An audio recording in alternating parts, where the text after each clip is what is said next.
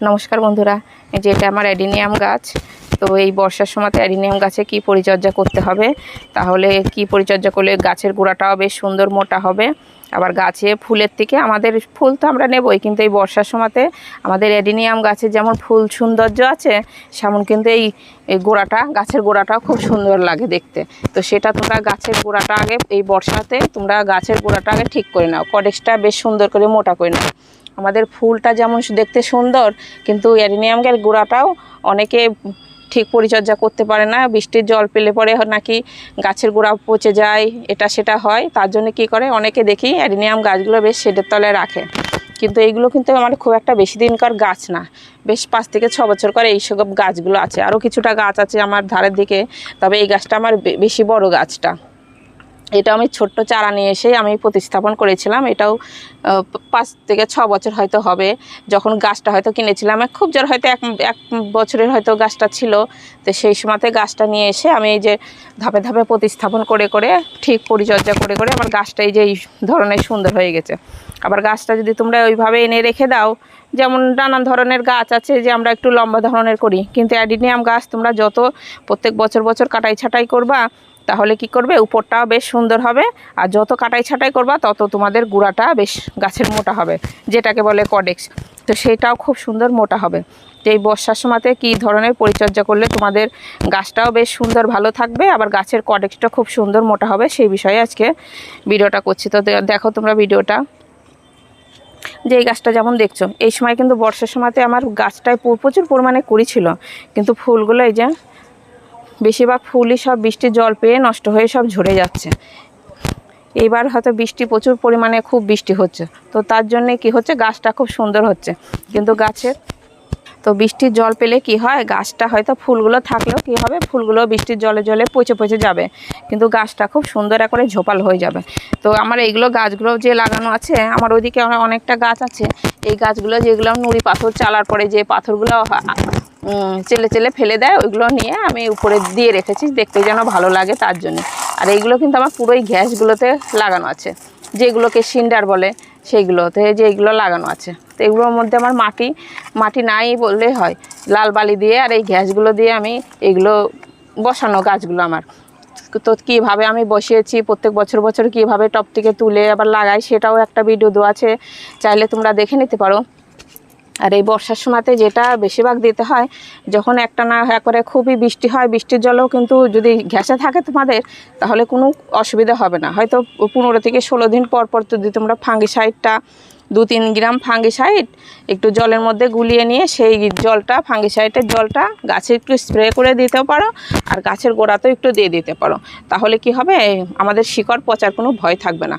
তবে বিশেষ করে যাদের মাটিতে আছে, সেটা তোমরা অবশ্যই ফাঙ্গিসাইডটা দিও। তোমাদের হাতের কাছে যে ফাঙ্গিসাইডটা থাকবে সেটাই তোমরা দিয়ে দিতে পারো। সাপ থাক, নানান ধরনের ফাঙ্গিসাইড পাওয়া যায়, যেটাই তোমাদের হাতের কাছে থাকবে সেটাই তোমরা 10-15 দিন পর পর ওই গাছের গোড়াতে একটু দিয়ে দিবা, আর গাছে স্প্রে করে দিবা। এই সময় কিন্তু অতিরিক্ত বৃষ্টির জলেও কিন্তু আমাদের এই গাছের ডালগুলো বেশ পচতে পচতে নিচ দিকে নামে। তো যদি দেখো খেয়াল করে যে কোনো ডাল পচে যাচ্ছে, যে অবধি পচেছে তার নিচ থেকে একটু কেটে দাও, কেটে দিয়ে ওইখানটায় কী করতে পারো, তোমাদের যদি একটু শেড থাকে তো শেডের তলায় গাছগুলো রাখতে পারো। আর শেড যদি না থাকে, যে ডালটায় পচন লেগেছে সেই ডালটা একটু কেটে ফেলে দাও, কেটে ফেলে দিয়ে একটু ফাঙ্গিসাইডটা লাগিয়ে তারপরে কি করতে পারো, ওখানে একটা ছোট্ট একটা পলিথিন প্লাস্টিক দিয়ে ওই যে কাটা জায়গাটায় তোমরা ভরে একটু দড়ি দিয়ে বেঁধে রাখতে পারো, দড়ি কিংবা একটু সুতলি গাডার দিয়ে বেঁধে রাখো, যেন ডাইরেক্ট বৃষ্টির জলটাই কাটা জায়গাতে যেন না পড়ে। কাটা জায়গায় পড়লে কি হবে, ওর থেকে আবার পচতে পচতে আবার নিচ দিকে নামবে। তো সেটা তোমরা করতে পারো। আর মাঝে সাঝে যদি গাছের গোড়াতেও একটু ফাঙ্গিসাইড দিয়ে দাও, উপরেও ফাঙ্গিসাইড দিয়ে দাও, তাহলে কি হবে, গাছটা বেশ পচার আর ভয় থাকবে না। আমাদের অ্যাডিনিয়াম গাছ কিন্তু গোড়ায় যদি পচন লাগে, উপরে দেখে কিন্তু আমরা বুঝতে পারবো না। অন্য গাছ যেমন গোড়াতে যদি সমস্যা হয়, উপরে আমরা বুঝতে পারি যে পাতাগুলো একটু ঝিমে যায়, পাতা হলুদ হয়ে যায়, কিন্তু অ্যাডিনিয়াম গাছের কিন্তু খুব একটা বেশি বোঝা যায় না। আবার একটা ভিডিওতে দিয়েছিল, তোমাদের মধ্যে এক বন্ধু আমার কাছে জানতে চেয়েছিল যে অ্যাডিনিয়াম গাছের হচ্ছে এই সময় গুঁড়াটা পচে যাচ্ছিল, তো হচ্ছে নিয়ে ভিডিও দিতে বলেছিল। তো অ্যাডিনিয়াম গাছ তুলে গুঁড়াটা হয়তো পচে গেছিলো, তুলে ফাঙ্গিসাইড কেটে ফাঙ্গিসাইড দিয়ে 15 দিন মতন রেখে দিয়েছে। তো সেটা কিভাবে প্রতিস্থাপন করতে হবে তো সেটার বিষয়ে বলছি। তো সেটা তোমরা কি করতে পারো, কেটেছো এই বৃষ্টির সময় তো অনেক প্রায় মানুষেরই, যখন আমার গাছগুলো আগে মাটিতে থাকতো তখন এই বর্ষার সময় প্রায় গাছে আমার খুব নষ্ট হয়ে যেত। এই গাছে মাটিতে থাকলে পরে টানা একভাবে বৃষ্টি হয়, বৃষ্টির জল পেয়ে গাছের গোড়াটা বেশ পচন আসে, পচে তখন উপর দিকে পচতে পচতে ওঠে, তখন সেটা কেটে ফাঙ্গিসাইড দিয়ে, সেটা আমিও আগে করতাম অনেক। তবে এখন গাছগুলো সবগুলোই আমার ঘ্যাসে লাগানো আছে, তার জন্য সেই পচার ভয়টা আর নাই। তবে কিছু কিছু গাছ যদি দেখো অতিরিক্ত লম্বা হয়ে যাচ্ছে, কডেক্সটা ঠিক হচ্ছে না, তো সেটাও তখন কেটে দিয়ে তখন লাগানো যায়। তবে এই টানা বর্ষার সময় যদি কোনো অসুবিধা না হয় তো এই বর্ষার সময়তে সেটা না করাই ভালো। তবে যদি তোমাদের হয়তো গাছটা পচে গেছে, তো তোমরা কেটে ফাঙ্গিসাইড দিয়ে 15 দিন হয়তো রেখে খুব শুকিয়ে গেছে, তো সেইটা এখন কিভাবে প্রতিস্থাপন করবা সেটার বিষয়ে বলছি। এটা নিয়ে আর একটা ভিডিও দেওয়া আছে, চাইলে তোমরা দেখে নিতে পারো। তাহলে তবু আরেকবার বলে দিচ্ছি, সেটা তোমরা কি করতে পারো, এই সময় মাটিতে না প্রতিস্থাপন করে যে বাড়ি ঘর করার সময় যে লাল বালিটা আমাদের পাওয়া যায়, সেই লাল বালিটা নিয়ে এসে, অবশ্য বালিটা একটু ধুয়ে একটু রোদ্দুরে শুকায় নিলে পরে সেটা অবশ্য ভালো হয়। আর যদি বালিটা দেখো যে রোদ্দুরে অনেক দিন ধরে বালিটা এক জায়গায় রাখা আছে, বৃষ্টির জল পাচ্ছে, পেয়ে বেশ হয়ে গেছে, ধুয়ে বেশ পরিষ্কার হয়ে গেছে বালিটা, তাহলে নিতে পারো। আর ডাইরেক্ট বালিটা হয়তো 2-3 দিন আগে লরি ভর্তি করে এনে ঢেলেছে, সেটার মধ্যে কিন্তু একটু লবণ ভাব থাকে, ওই বালিটা একটু সমুদ্রের ধার থেকে হয়তো আসে, একটু লবণ ভাব থাকে। তো সেই বালিটা তোমরা একটু ধুয়ে নিয়ে বেশ একটু রোদ্দুরে শুকিয়ে নিয়ে বালিতে প্রথমে বালিটা নিয়ে তোমরা ধুয়ে একটু বেশ শুকিয়ে নিয়ে, তারপরে কত বড় গাছ আছে সেটা তো আমি ঠিক জানি না, তবে যত বড়ই গাছ থাক একটা ছোট্ট টব নিয়ে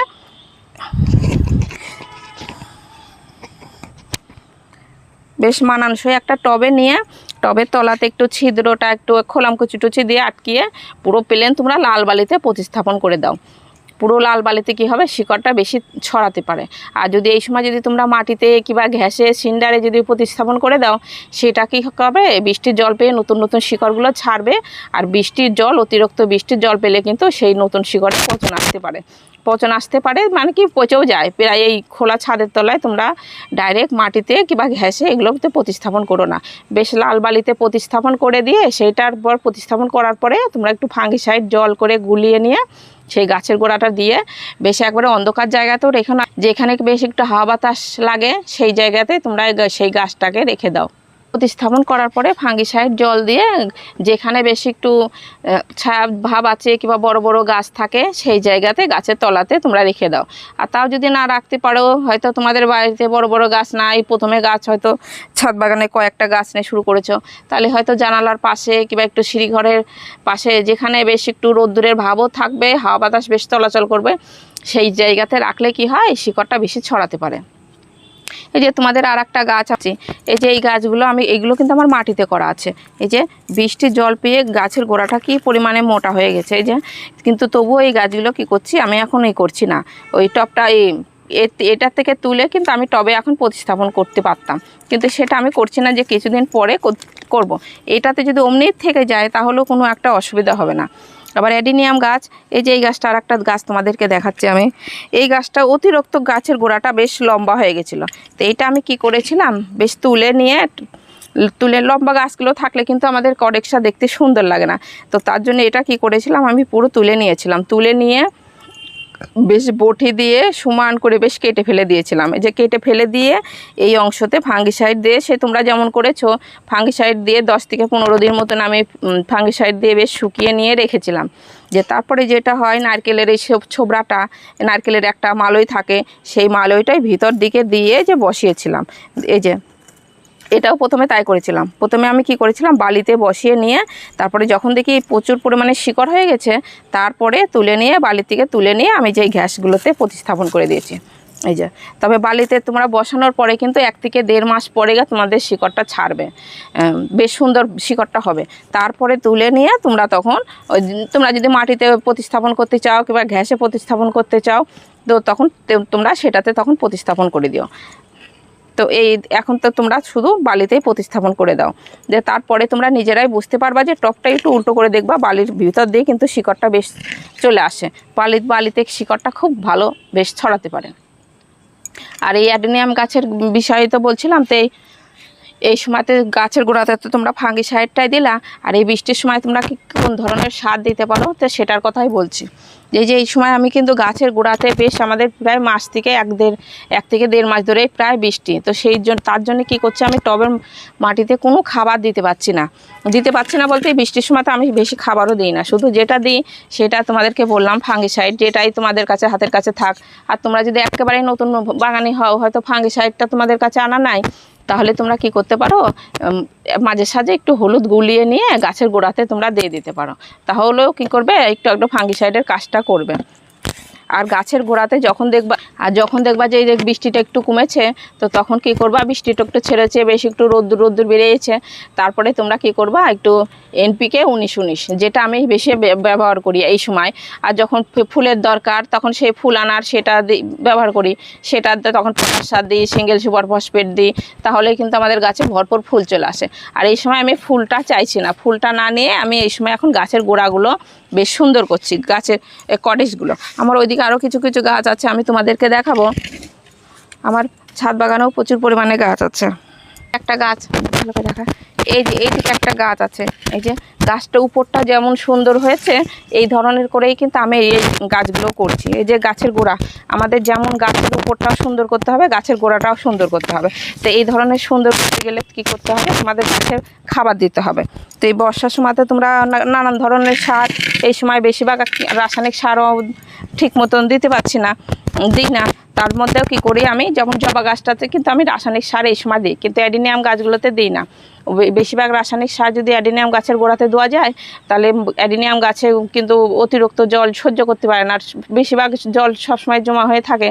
বেশিরভাগ রাসায়নিক সার গাছের গোড়াতে গেলে কিন্তু শিকড়টাও পচে যাওয়ার ভয় থাকে। তার জন্য আমি কি করছি, শুধু ফাঙ্গিসাইডটাই দিচ্ছি, আর সব খাবারই বন্ধ করে দিয়েছি। তার মধ্যেও কি করতে পারছি, আমি সপ্তাহে একবার করে এই NPK 19-19 অথবা NPK 20-20, এই যে এটা নিয়ে 3 গ্রাম মতন 1 লিটার জলে গুলিয়ে নিয়ে আমি গোটা গাছগুলোতে স্প্রে করে দিচ্ছি।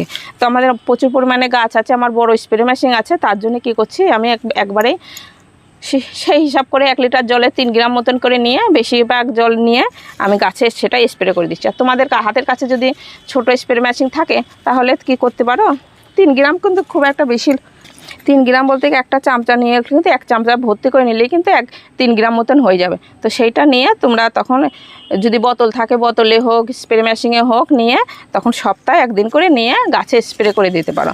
তাহলে কি করবে, গাছের পাতাতেই খাবারটা নিয়ে কি করবে, কটেজগুলো খুব সুন্দর মোটা করবে। তো এইটা দিয়েই আমি এই বর্ষার সময়তে এটা দুটো দিয়েই আমি এখন গাছ করছি। মাঝে সাঝে ফাঙ্গিসাইড আর NPK 19-19 অথবা NPK 20-20, দুটোর মধ্যে যে কোনো একটা থাকলেই পরেই তোমাদের গাছগুলো খুব সুন্দর হবে। অনেকে হয়তো অনেকভাবে গাছ করে, কিন্তু আমি যেভাবে গাছ করে দেখি আমার গাছগুলো খুব সুন্দর হচ্ছে। তো তোমাদেরকেও ভিডিওটা দিলাম, তোমরা এইভাবে করে দেখতে পারো। যেমন এইদিকেও আমার কিছু গাছ আছে, এই যে এদিকেও প্রচুর পরিমাণে গাছ আছে, কিন্তু বৃষ্টির জন্য কি করতে পারছি, সেরকম খাবারও দিতে পারছি না, আর ঠিক মতন যত্নও করতে পারছি না। গাছগুলো পুরো এলোমেলো হয়ে আছে, কিন্তু তাও থাক, এলোমেলো হয়ে থাকলেও খুব একটা অসুবিধা হবে না। আবার এর গোড়াটা যে এত পরিমাণে মোটা হয়েছে, এই যে টপটাই ফাটিয়ে দিয়েছে, যে কিন্তু দেখতে খুব সুন্দর লাগে যে গাছটা, এই যে কত সুন্দর গাছগুলো হয়েছে। আবার ওইদিকেও কিছু কিছু গাছ আছে আমার। তো এই বর্ষার সময়তে বেশিরভাগ গাছও আমাদের কটেজগুলো কিন্তু মোটা হয়ে কটেজগুলো বেশ ফেটে যায়। এই যে সেই সময় তো ফুল তো আমরা নেবই, ফুলটা অন্য টাইমে নেব, কিন্তু এই সময় বৃষ্টির জলটা তোমরা কাজে লাগাও। মাঝে সাঝে শুধু গাছের গোড়াতে একটু ফাঙ্গিসাইডের জলটা দাও। আর যখন দেখবা যে বৃষ্টিটা ছেড়েছে, বেশি রোদ্দুর বেরিয়েছে, তারপরে তোমরা একটু NPK 19-19 গাছে স্প্রে করে দাও, তাহলেই তোমাদের গাছগুলো খুব সুন্দর হবে। তো ভিডিওটা এখানে শেষ করছি, নমস্কার।